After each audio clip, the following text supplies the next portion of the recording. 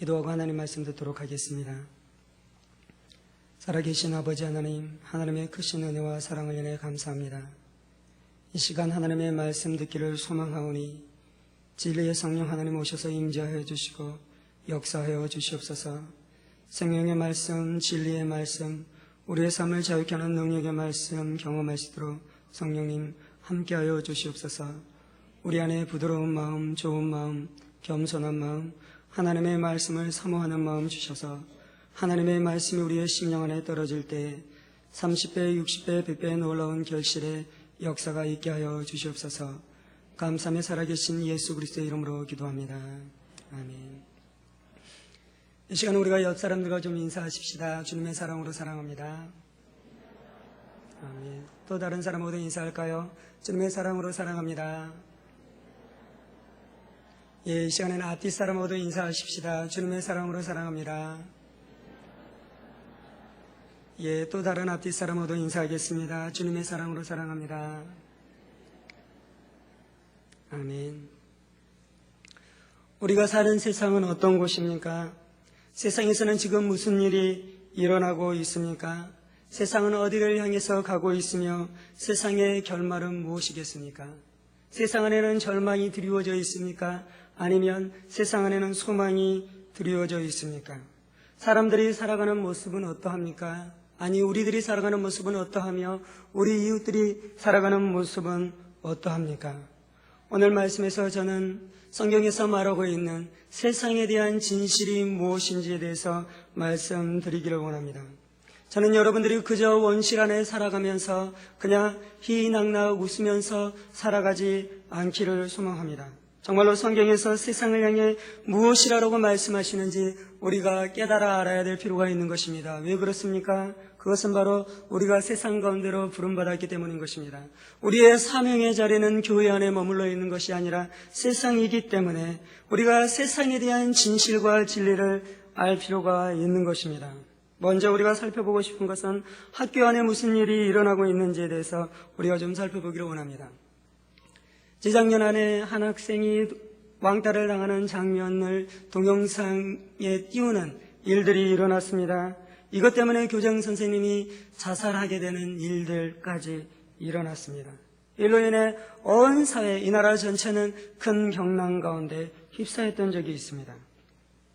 이 문제를 가지고 사람들이 토론하기 시작했습니다. 이 문제를 어떻게 해결할 수 있는지에 대해서 이야기하기 시작했습니다. 왕따를 시키는 아이들에게 문제가 있다 라는 이야기들이 등장합니다. 아니다. 그들에게 문제가 있는 것이 아니라 왕따를 당하는 그 아이에게는 심각한 문제가 있다라고 주장하기도 하는 것입니다. 어떻게 하면 이 문제를 해결할 수 있겠습니까? 교육부 장관은 참으로 우리나라에서 중요한 장관인 것 같습니다. 그런데 제가 이렇게 쭉 보니까 교육부 장관치고 사람들로부터 잘했다고 칭찬받는 사람은 거의 없었던 것 같습니다. 교육부 장관은 바뀔 때마다 이 땅의 학교 교육의 문제에 대해서 고민하기 시작하고 나름대로 자신이 교육부 안에 살아왔었던 모든 지혜와 지식과 능력을 동원하여 이렇게 교육 정책을 세우면 이 땅 안에 있는 교육의 문제가 해결될 것이라고 주장하기도 합니다. 그리고 그것에 따라 교육 정책이 세워집니다. 이 땅에서 가장 중요한 교육 정책은 아마도 대학 입시인 것 같습니다. 이것 때문에 사람들이 웃기도 하고 울기도 하는 일들이 일어나는 것입니다. 그러나 아무리 유능한 교육 장관이 이 나라의 교육 장관으로 등용된다 할지라도 그 사람이 이 문제를 쉽게 풀어내지는 못할 것입니다. 그가 내놓는 어떠한 교육 정책도 이 땅 안에 있는 교육계의 문제, 학교의 문제는 풀어낼 수 없을 것입니다. 성도님 중에 교육학을 전공하신 분들도 계시고 교사로 교육계 안에서 일하고 계시는 분들도 이곳에 계실 줄 믿습니다. 그런데 우리가 교육의 문제를 해결하기 위해서는 먼저 교육계 안에 있는 문제가 무엇인지, 학교 안에 있는 문제가 무엇인지에 대해서 정확하게 진단하는 것이 필요합니다. 정확하게 진단하지 않고는 결단코 교육의 문제를 해결할 수 없는 것입니다. 그런데 제가 보았었던 대부분의 교육부 장관들은 이 땅 안에 있는 진정한 문제가 무엇인지, 학교 안에 있는 진정한 문제가 무엇인지 그들은 모르는 것 같습니다. 그렇기 때문에 그들이 내놓는 어떠한 정책도 이 땅의 교육의 문제를 본질적으로 풀어낼 수는 없는 것입니다. 물론 우리가 일종의 더 좋은 정책들을 개발하고 더 좋은 학교 환경을 만들어가며 더 좋은 선생님들을 배출해내고 더 좋은 교육 시스템을 만들어가는 일 안에 우리가 최선을 다해야 되는 것이 사실입니다. 이것들을 해야 됩니다. 이것들을 반드시 해야 됩니다. 그럼에도 불구하고 이것으로 교육의 문제를 풀어낼 수는 없다는 것입니다. 교육계 안에 있는 진정한 문제가 무엇인 줄 알고 있습니까? 정책의 문제가 아닌 것입니다. 사람의 문제가 아닌 것입니다. 이 땅 안에 어떠한 사상이 들어오기 시작했냐면 이 땅에는 진리가 존재하지 않는다라는 사상이 이 땅 안에 들어오기 시작했습니다. 절대적인 진리는 존재하지 않으며 상대적인 진리가 존재한다라고 이야기하다가 지금은 상대적인 진리까지도 존재하지 않는다라고 말합니다. 교육계 안에 있는 많은 학자들은 이것을 받아들였습니다. 그래서 교육계에서 학교에서 가르치는 것 안에 진리를 가르치지 않습니다. 원래 하나님께서 학교를 주신 이유가 있는데 그것은 바로 진리를 가르치는 것이 학교의 근본적인 목적인 것입니다. 그런데 학교가 진리가 존재하지 않는다라고 말하기 시작했습니다. 학교 교육의 목표는 더 이상 진리 추구가 아닌 것입니다. 교육계는 오히려 실용주의 노선으로 목표를 바꾸었습니다. 어떻게 하면 유능한 기능인이 되는지에 대해서 가르칩니다. 어떻게 하면 좋은 직업을 가질 수 있는지에 대해서 가르칩니다. 어떻게 하면 이 세상 안에서 살아남을 수 있으며 성공할 수 있는지에 대해서 가르치기 시작했습니다. 그렇기 때문에 학교 교육은 이제 성공주의라는 우상을 따라가기 시작한 것입니다. 좋은 고등학교가 어떤 고등학교가 좋은 고등학교인지 아십니까? 학부형들인 여러분들은 어떤 고등학교를 좋은 고등학교라고 생각하십니까? 분명히 서울대학교와 연고대 안에 많이 집어넣는 학교가 좋은 고등학교라고 생각할 것입니다. 여러분들이 그 생각을 가지고 있다면 여러분 또한 진리가 존재하지 않는다라고 주장했었던 사람들의 생각을 쫓아가고 있는 것입니다.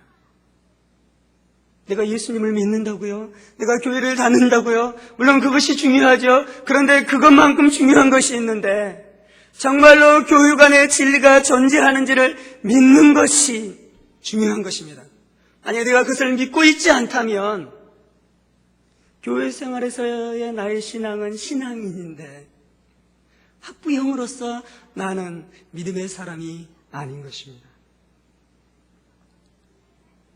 진리를 가르치지 않는 교육은 죽은 교육이며 진리를 탐구하지 않는 교육은 죽은 교육이며 진리가 없다라고 말하는 학교는 죽은 학교이며 진리가 없다라는 사상에서 가르치는 스승은 학생들을 진정한 생명으로 인도할 수 있는 스승은 아닌 것입니다. 사실 이 생각은 원수로부터 온 생각이고 사단으로부터 온 생각이며 이 생각 안에 있기 시작할 때 그것은 반드시 죽음이 역사할 수밖에 없는 것입니다. 여러분은 왕따의 문제를 어떻게 보십니까? 그것은 한 사람의 인생을 파멸시키는 살인행위와 같은 것입니다. 예수님께서는 도적이 오는 것은 도적질하고 죽이고 멸망시키려는 것뿐이요 내가 온 것은 양으로 생명을 얻게 하고 더 풍성히 얻게 함이라라고 말씀하고 있습니다. 교육계 안에 예수님이 지배함으로 말미암아 양으로 생명을 얻게 되며 더 풍성하게 되는 일들이 일어나고 있습니까? 아니면 도적이 와서 죽이고 멸망시키는 일들이 일어나고 있습니까? 사실 교육계 안에 학교 안에 죽음의 역사가 일어나고 있는 것입니다.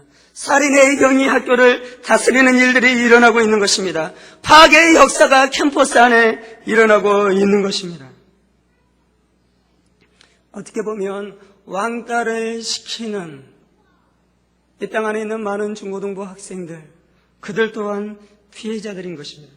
그들의 영혼이 얼마나 심각하게 깨어졌으면 한 사람의 영혼을 파멸시키는 일 안에 눈도 하나 깜짝하지 아니하고 그들이 그러한 극악한 죄악 안에 들어갈 수 있는 것입니까?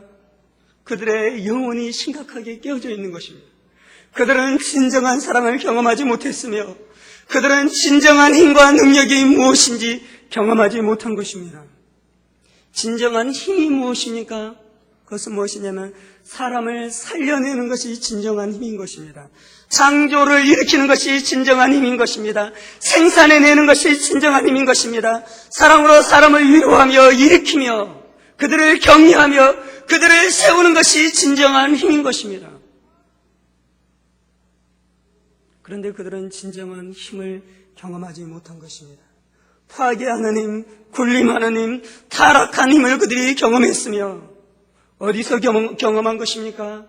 부모 안에서, 선배들 안에서, 학교 안에서, 사회 안에서, 군대 안에서 그들이 그것을 배운 것입니다. 저주 안에 있는 학생들로 인해 동일하게 학교 안에 저주의 일들이 일어나는 것입니다. 죽음이 죽음을 낳는 일들이 일어나는 것입니다. 살인이 살인을 낳는 일들이 일어나고 있는 것입니다. 파괴가 파괴를 낳는 일들이 일어나는 것입니다. 우리 자녀들은 왕따를 당하지 않았기 때문에 이것이 우리와 별로 상관없는 것입니까? 나는 왕따를 시키고 있지 않기 때문에 이것은 별로 나와 상관없는 것입니까? 비탈진 내리막길에 고장난 버스가 달려가고 있다고 생각해 보십시다. 브레이크가 파열됐습니다. 그것 안에 우리가 탔다고 생각해 보십시다. 내가 운전수가 아니기 때문에 나는 가만히 있으면 안전한 것입니까? 그렇지 않는 것이죠. 우리 또한 함께 죽음을 향해 달려가는 것입니다. 사회가 그런 것입니다. 이 땅 안에 캠퍼스가 깨어졌다면 그 깨어짐으로 말미암아 반드시 우리 안에 영향력을 끼치기 시작한다는 것입니다. 왕따 이야기는 다른 사람의 이야기가 아니라 바로 우리 자녀들의 이야기며 바로 우리 가정 안에 일어날 수 있는 이야기들이라는 말씀인 것입니다. 이것이 학교의 현실입니다. 그렇다면 가정의 현실은 어떻습니까? 여러분의 가정은 행복합니까? 여러분의 부모님들은 깊은 사랑과 깊은 헌신과 깊은 존경으로 서로 사랑하면서 살아가고 있습니까? 이제 한국의 이혼율이 세계 최고가 될지도 모르는 날을 우리가 맞이하고 있습니다. 재작년쯤에서는 스와핑이라는 문제가 사회 문제로 대두되었습니다. 그들이 부부를 바꾸어서 성적인 파트너로 그들이 삼았었던 것입니다. 이들이 배우지 못한 사람이나 문제가 있는 사람들 안에 발생한 것이 아니라 이 사회의 지도자들이라고 말하는 사람들 안에 엘리트들이라고 말하는 사람들 안에 일어났었던 일인 것입니다.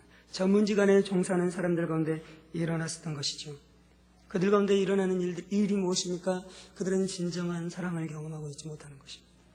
심지어 부부관계 안에서도 진정한 용납과 진정한 사랑과 진정한 헌신을 그들이 경험할 수 없는 것입니다. 그래서 그들은 그렇게 파괴적인 것 안에 그들이 빠져 들어간 것입니다. 이것은 우리 이웃의 가정의 이야기이면서 우리 가정의 이야기일 수도 있는 것입니다. 가정의 불화, 가정의 탈선, 가정의 폭력으로 말미암아 이 땅의 수많은 가정들은 갈기갈기 찢겨지고 말았습니다.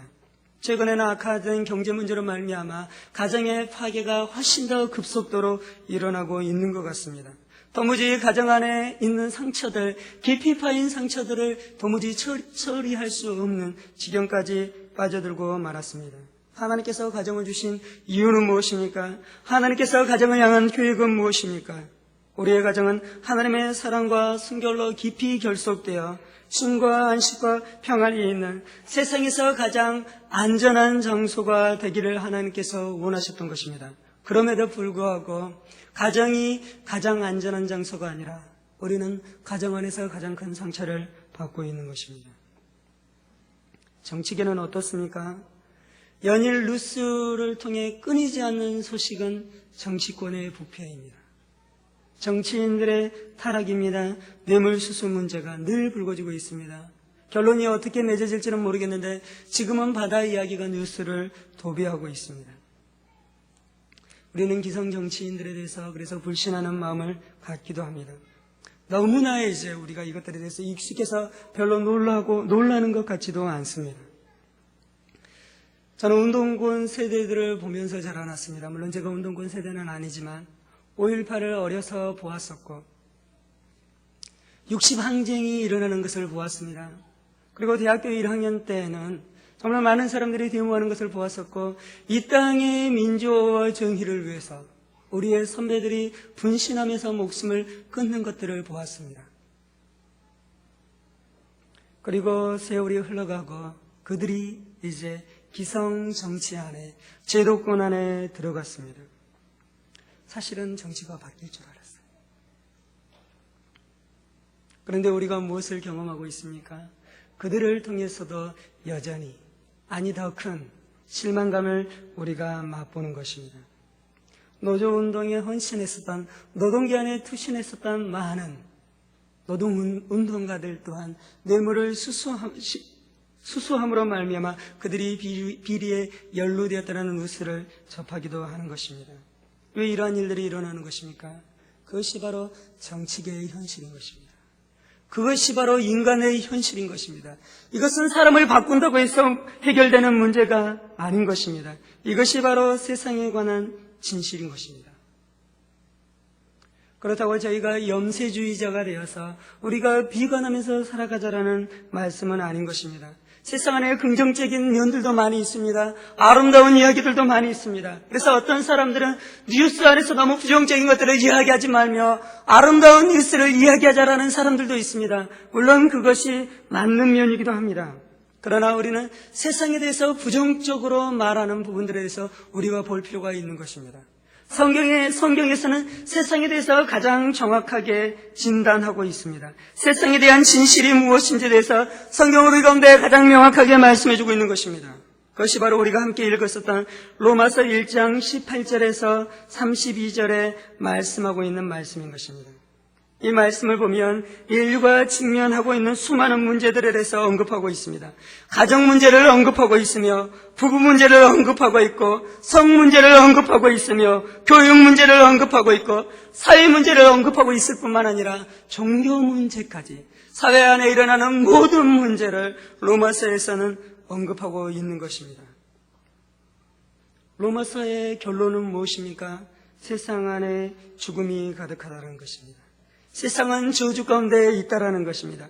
도시가 죽었다고 말하고 있는 것입니다. 가정이 죽었다라고 말하고 있는 것입니다. 학교가 죽었다라고 말하고 있는 것입니다. 정치가 죽어 있으며 세상 구석구석 안에 죽음의 그림자가 드리워져 있다라고 말씀하고 있습니다.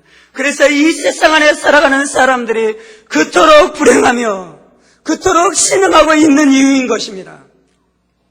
어느 누구도 여기에서는 예외일 수 없는 것입니다. 자, 그렇다면 성경에서는 세상에 왜 죽음이, 저주가 드리워져 있다라고 말씀하고 있습니까? 어디에서 이러한 일들이 발생했다라고 말씀하고 있습니까? 로마서 1장 21절에서 22절 말씀을 보면 인간이 이러한 상태에 빠진 경위에 대해서 말씀하고 있습니다. 21절 22절 말씀입니다. 하나님을 알되 하나님으로 영화롭게도 아니하며 감사치도 아니하고 오히려 그 생각이 허망하여지며 미련한 마음이 어두워졌나니 스스로 지혜 있다 하나 우둔하게 되었다라고 말씀하고 있습니다. 인간은 하나님을 영화롭게 하는 일을 거부하기 시작했습니다. 인간은 하나님께 감사하는 일을 거부하기 시작했습니다. 인간은 타락함으로 하나님을 향해 등을 돌리며 하나님을 향해 반역을 시도하기 시작했습니다. 그때 인간에게 무슨 일이 일어났습니까? 오히려 그 생각이 허망하여지며 미련한 마음이 어두워졌나니 스스로 지혜 있다 하나 우둔하게 되었다라고 말씀하고 있습니다. 인간이 하나님을 떠나면서 발생한 한 가지 증상이 있는데 그것은 바로 우리가 장님이 되어버렸다라고 말씀하고 있는 것입니다.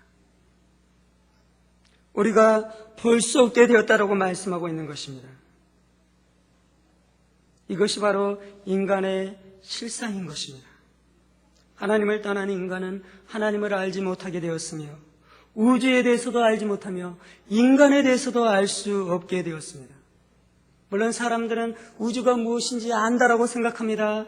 인간이 무엇인 줄 안다라고 생각합니다. 인생이 무엇인 줄 안다라고 생각합니다. 그런데 그것이 어리석은 생각이다라는 말씀인 것입니다. 그것이 잘못된 생각이다라고 말씀하고 있는 것입니다.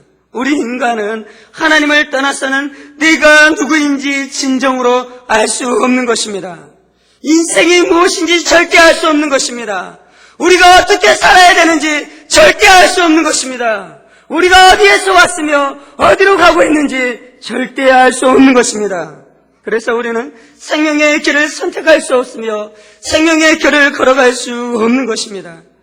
하나님을 향해 등을 돌린 인간은 필연적으로 불행을 향해 달려갈 수밖에 없으며 비참한 지경에 빠질 수밖에 없으며 영원한 저주와 영원한 멸망 가운데 처할 수밖에 없는 것입니다. 왜 그렇습니까? 우리의 눈이 어두워졌기 때문인 것입니다. 우리가 장님이기 때문인 것입니다. 예수님께서는 실로암 못에서 진액을 이겨 장님된 한 사람을 고쳐주셨습니다. 그에게 눈을 띄워주게 해주셨습니다. 이 사건으로 말미암아 바리새인들이 예수님에게 시비를 걸기 시작합니다. 그때 예수님께서 바리새인들을 향해 말씀하는데 그 요지가 무엇이었냐면 너희가 장님이다라고 말씀하십니다. 이때 실로암 못에는 두 부류의 장님이 왔습니다. 첫 번째는 육신의 눈이 어두워진 장님이었습니다. 예수님이 그의 눈을 뜨게 해주셨습니다. 그곳 안에 바리새인들이 있었는데 그들은 진리를 안다라고 자부하는 사람이었습니다. 하나님을 안다라고 자부하는 사람이었습니다. 그런데 예수님이 뭐라고 말씀하십니까? 너희가 실상은 장님이다라고 말씀하고 있는 것입니다. 왜냐하면 바리새인들은 하나님을 떠났었던 것입니다.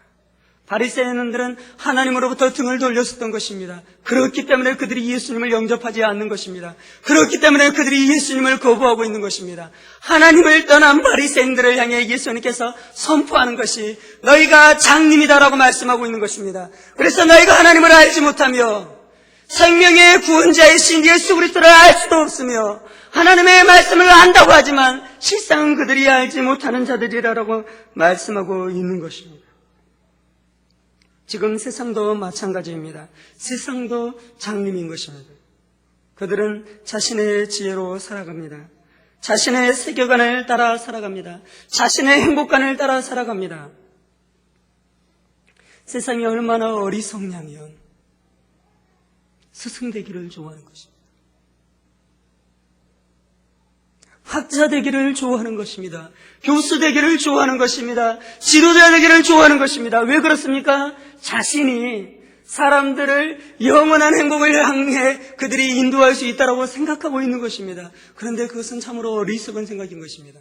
왜냐하면 실상은 그들이 장님이기 때문인 것입니다. 세상은 자신들의 방식을 좇아 자신들의 죄를 좇아 위로를 얻으며 행복을 얻으려고 했습니다. 그래서 미술 안에서, 음악 안에서, 문학과 드라마 안에서 행복을 찾고자 합니다. 우리 현대인들은 향락주의 안에서, 외설 문학 안에서 행복을 찾고자 합니다. 그것이 바로 지식이 있다고 생각하는, 지혜가 있다고 생각하는 현대인들이 행복을 추구하는 방식인 것입니다. 그렇다면 그들의 지혜를 따라갔을 때 그들이 행복해졌습니까? 결단코 그렇지 않습니다.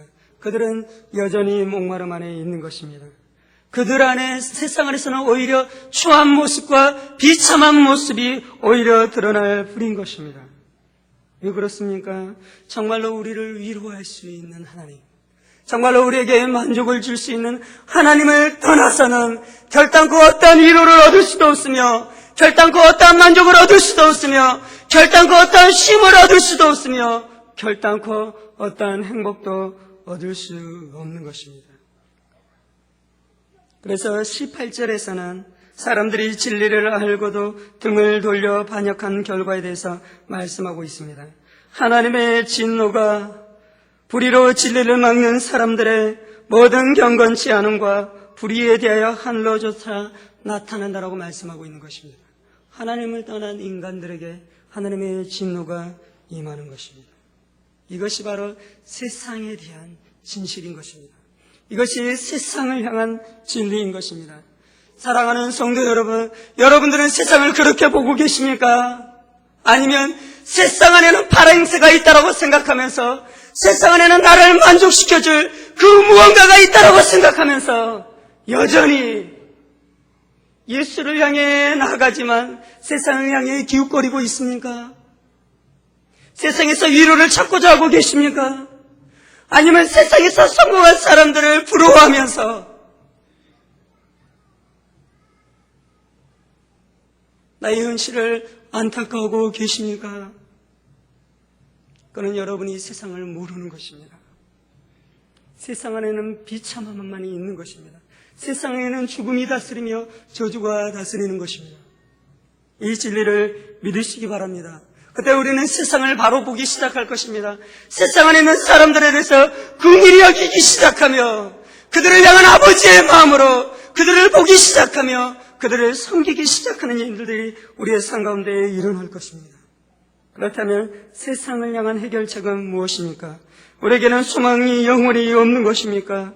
복음이 그 해답이다라고 오늘 말씀에서 말씀하고 있습니다. 복음만이 우리에게 소망을 주겠다라고 말씀하고 있는 것입니다. 16절과 17절 말씀입니다. 내가 복음을 부끄러워하지 아니하노니 이 복음은 모든 믿는 자에게 구원을 주시는 하나님의 능력이 됨이라. 첫째는 유대인에게요 또한 헬라인에게로다라고 말씀하고 있습니다. 이 말씀이 로마서 전체의 주제가 되는 말씀입니다. 바울 사도는 먼저 이야기하고 있습니다. 내가 복음을 부끄러워하지 않는다라고 말씀하고 있습니다.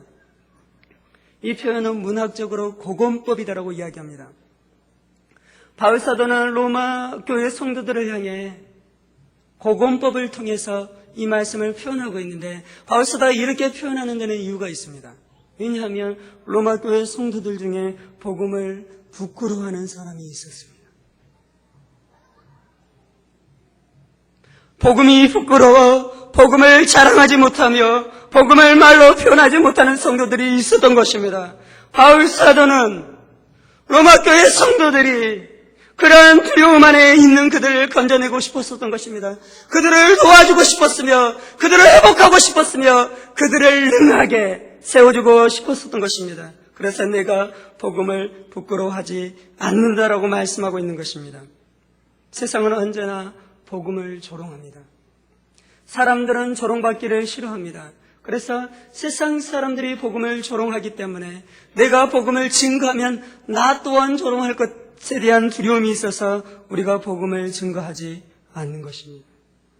왜 세상이 복음을 조롱하는지 아십니까? 복음은 무엇을 이야기하냐면 인간은 저주 안에 있는 존재다라고 복음에서 말합니다. 인간은 스스로를 구원하지 못할 만큼 무능력한 존재다라고 복음에서는 말하고 있는 것입니다. 그래서 하나님께서 예수님을 우리 가운데 보내주셨고 예수님이 십자가에 못 박혀 죽으시고 부활하심으로 말미암아 무능력하고 저주 안에 있는 인간을 구원했다는 것이 바로 복음인 것입니다. 그래서 세상은 근본적으로 복음을 싫어합니다. 복음이 너는 무능력한 사람이야 라고 선포하고 있잖아요. 여러분들도 그렇게 이야기하면 싫어할 것입니다. 성도님, 당신은 무능력합니다. 성도님, 당신은 비참한 사람입니다라고 이야기하면 막 싫어하면서 이렇게 막 이렇게 열을 내면서 이렇게 막 이야기할지도 모르겠습니다. 그것이 바로 인간입니다. 그래서 세상에서는 복음을 싫어합니다. 세상은 어떻게 생각하냐면 사람이 꽤 괜찮은 존재라고 생각하고 있습니다. 하나님 없이도 예수 그리스도 없이도 사람이 유토피아를 만들어낼 수 있다고 생각하는 것이 바로 세상의 생각인 것입니다. 그런데 복음은 그 세상의 생각을 깡그리 뭉그러뜨리는 것입니다. 그래서 세상은 복음을 싫어하는 것이며 정말로 겸손해진 사람만이 복음을 영접할 수 있는 것입니다. 정말로 겸손해진 사람만이 예수 그리스도를 나의 구주로 나의 구원자로 영접할 수 있는 것입니다. 교만한 사람, 교만한 세상은 결단코 예수님을 영접할 수 없는 것입니다. 그래서 세상에서는 복음을 싫어하는 것입니다. 그런 다음 계속해서 바울 사도는 자신이 복음을 부끄러워하지 않는 이유에 대해서 말씀하고 있습니다. 복음은 무엇입니까? 복음은 좋은 소식입니다. 인류에게 하나님께서 주신 좋은 소식은 무엇입니까? 바로 예수 그리스도인 것입니다. 로마서 1장 2절에서 4절 말씀을 좀 보십시다. 1장 2절에서 4절입니다. 이 복음은 하나님이 선지자들로 말미암아 그의 아들에 관하여 성경에 미리 약속하신 것이라. 이 아들로 말하면 육신으로는 다윗의 혈통에서 나셨고 성결의 영으로는 죽은 자 가운데서 부활하여 능력으로 하나님의 아들로 인정되셨으니 곧 우리 주 예수 그리스도시니라라고 말씀하고 있습니다. 예수 그리스도는 구약 성경에서 계속해서 말씀하셨던, 선지자들을 통해 계속해서 말씀하셨던, 하나님께서 보내주시기로 약속하신 하나님의 아들이십니다. 예수님께서는 저와 여러분의 죄를 짊어지시고 십자가에 못 박혀 죽으셨습니다. 그리고 죽음의 권세를 깨뜨리시고 3일 만에 부활하심으로 말미암아 우리 안에 영원한 생명을 주셨으며 우리 안에 천국을 주신 참으로 우리의 진정한 구세주인 것입니다. 이 복음 때문에 바울이 복음을 부끄러워하지 않는다고 말합니다. 두 번째는 복음이 구원을 주기 때문에 복음을 부끄러워하지 않는다고 말씀하고 있습니다.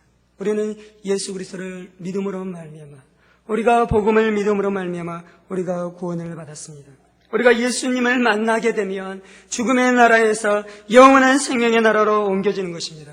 우리가 예수를 만나게 되면 우리의 인생의 통째로 뒤집어지는 놀라운 역사가 일어나는 것입니다. 저주에서 소망으로 바뀌며 죽음에서 생명으로 옮겨지는 역사가 일어나는 것입니다.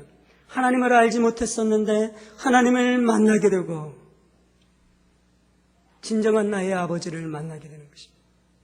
이전에 한 번도 경험하지 못했었던 신밀한 사랑, 순결한 사랑, 영원한 사랑이 아버지를 만남으로 말미암아 우리 가운데 들어오는 것입니다.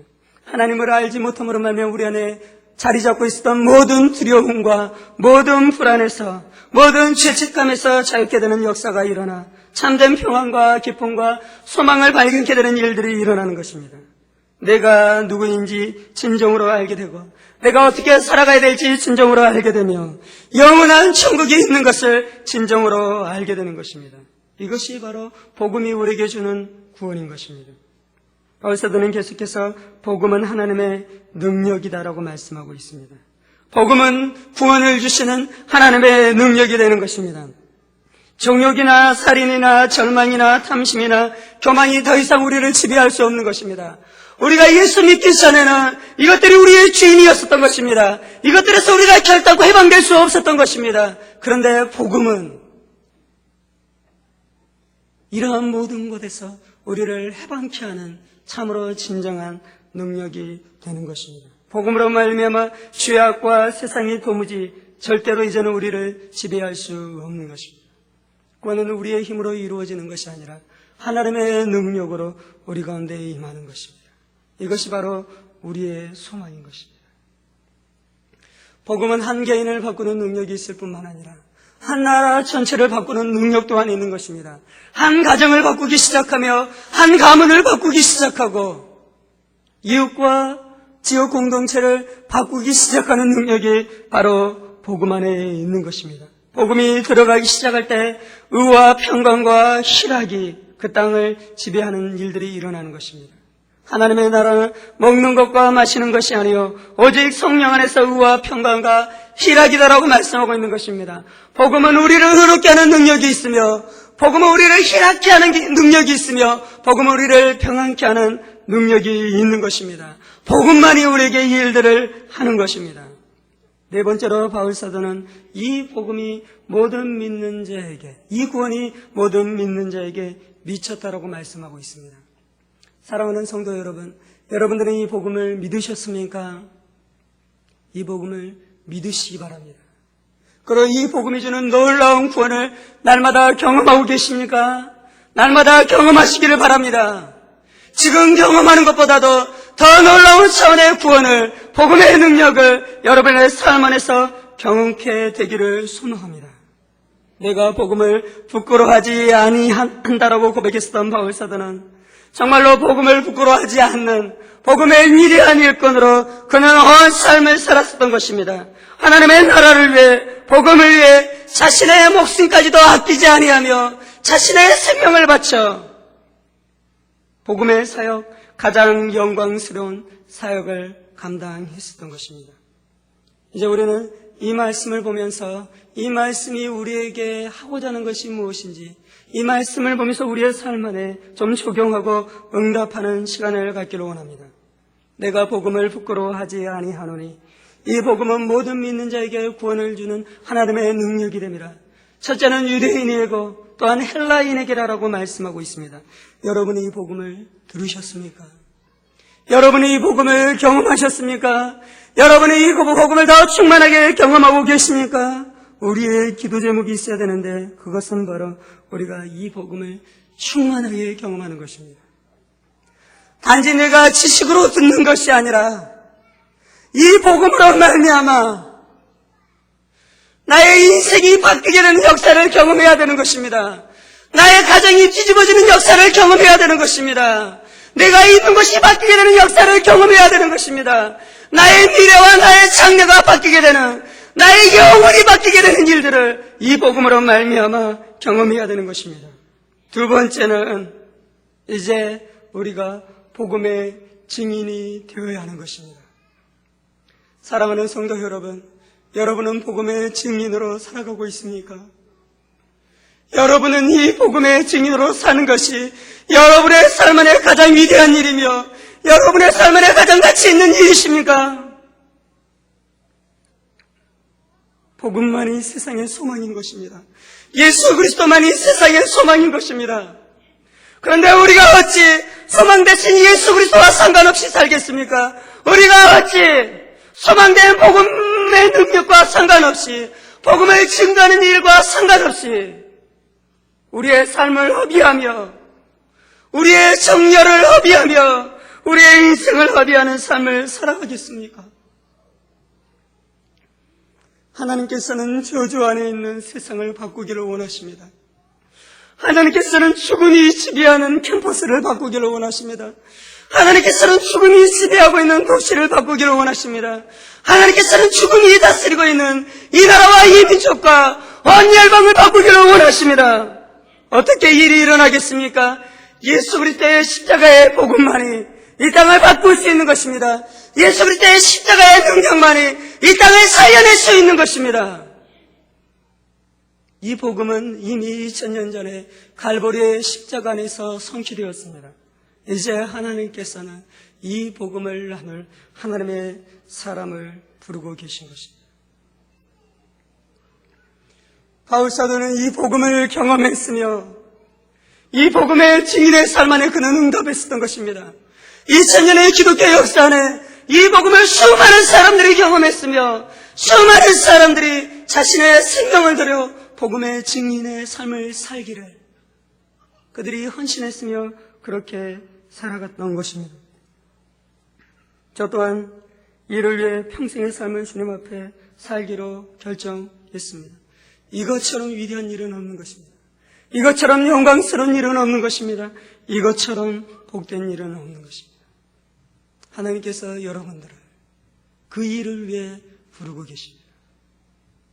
가정을 살리도록 부르고 계십니다. 캠퍼스를 살리라로 여러분을 부르고 계십니다. 직장을 살리라로 여러분을 부르고 계십니다. 여러분의 가문을 일으키며 여러분의 이웃들을 살려내며 여러분의 동료들을 살려내며 친구들을 살려내며 직장 동료들을 살려내도록 우리를 부르고 계십니다. 우리가 하나님의 부르심에 응답하십시다. 하나님의 파트너가 되십시다.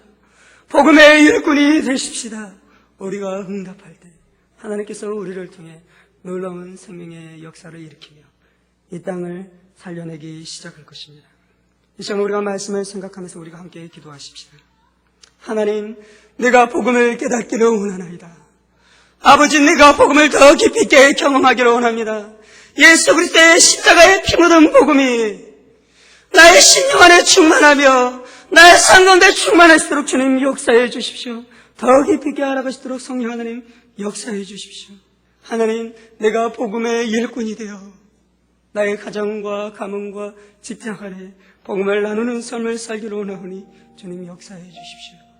나를 통해 가정이 살아나며 이웃이 살아나며 친구들이 살아나는 역사가 있을 수 있도록 하나님 붙들어 주시옵소서. 함께 기도하겠습니다. 예, 같이 기도하십시다.